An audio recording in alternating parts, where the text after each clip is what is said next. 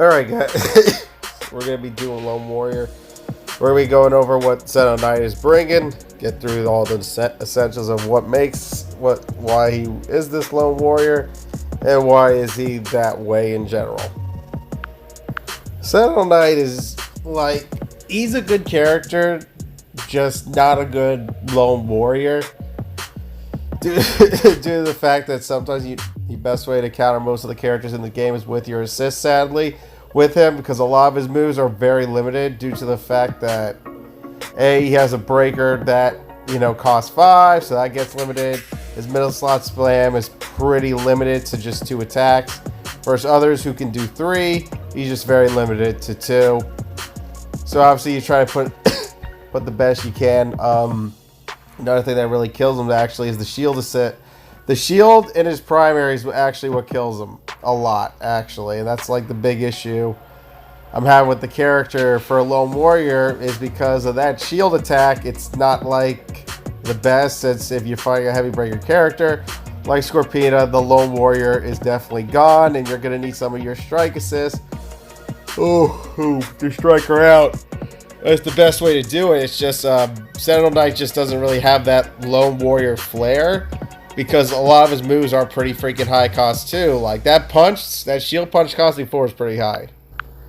Like, understand that. Like, that 4 is way too high for my blood. I think they should have made that a 3, in my opinion, because making that move a 4 with no range, no range or no false bound where it can actually push forward.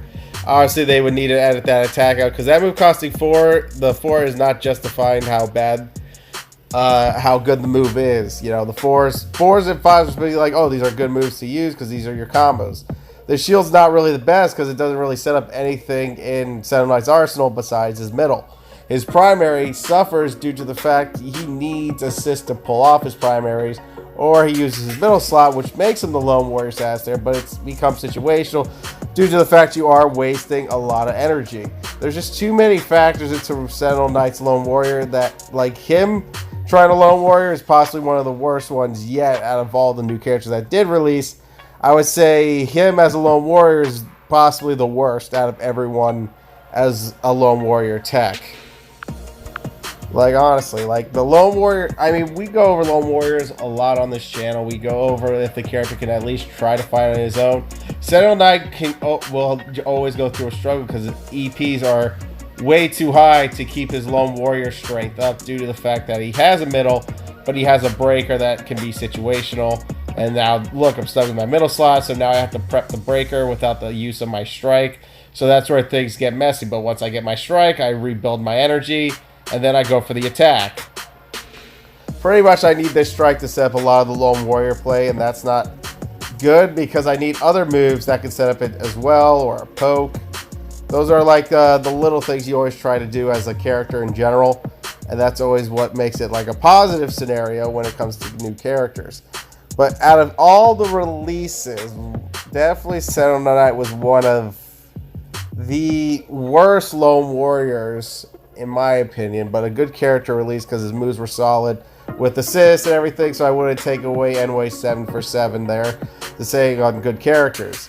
I'm just saying, it's just he doesn't have really good Lone Warrior tech, so you actually have to play him with assists and everything because he suffers through that.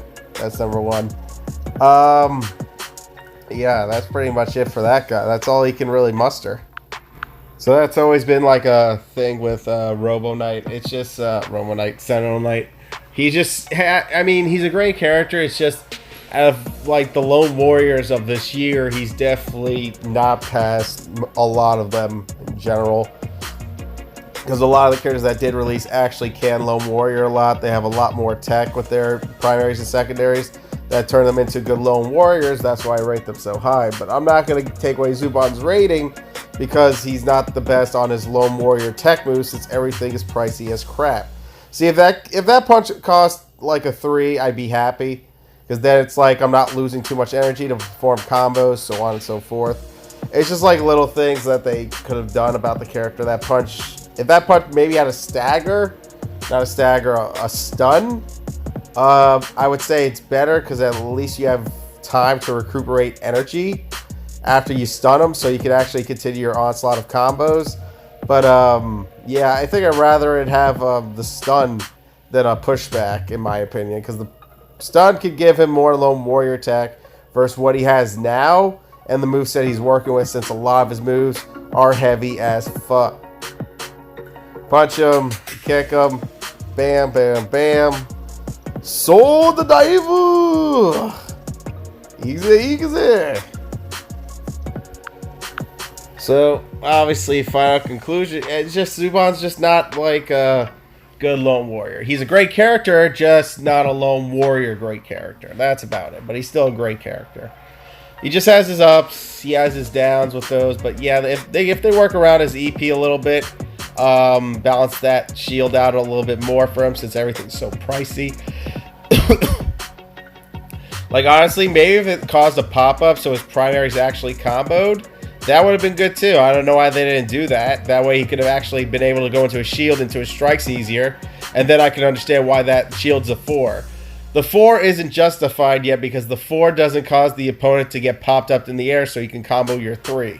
That's always been the issue with Enway. They don't calculate these things to make it a good character by balancing their moves. That's why when I was touching these characters, I actually made sure all the moves were fucking fluctuating, actually connected, and it was freaking strong. Obviously, Enway doesn't understand what that means.